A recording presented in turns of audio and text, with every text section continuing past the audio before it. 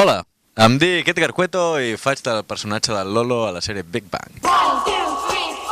Bé, el Lolo és un tio que probablement no ha treballat en la seva vida. Deixa-la tranquil·la, que té de bota ni feina, jo només li trobo inconvenient. Que ara viu amb els seus pares. Bueno, amb sa mare, no sabeu si té pare o no. Que la meva mare no té la culpa de ser una dona tan passional a la seva edat. I, bueno, bàsicament es dedica a fer trapis, a fumar canutos en el banc del barri i, bueno, a fer vida social, diguem, aproximadament 15 metres quadrats. Mira, perdona, però jo he viatjat d'aquell banc d'allà fins aquí.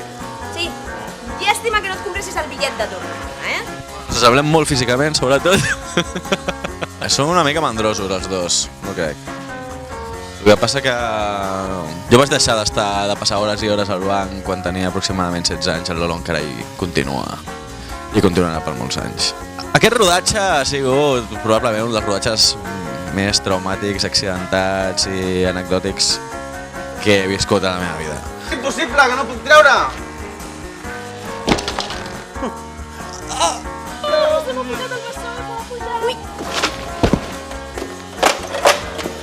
De la màquina? Tots els continguts d'aquesta sèrie jo els he trobat molt divertits, la veritat.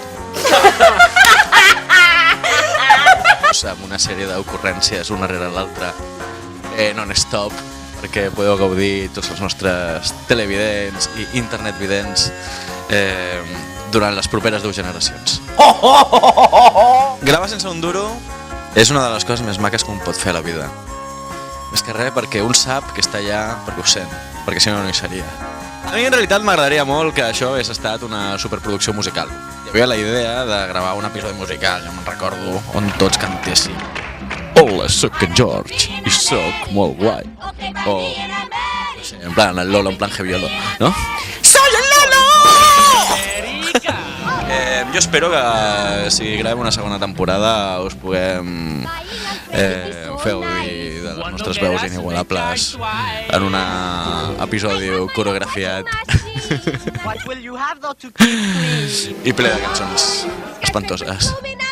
Bueno, nois i noies, us recomanem que veieu els episodis de Big Bang online i que poseu molts me gustes al Facebook, perquè així d'aquesta manera potser alguna productora ens compra la sèrie i podem fer una segona temporada i portar-nos uns dinerets a casa.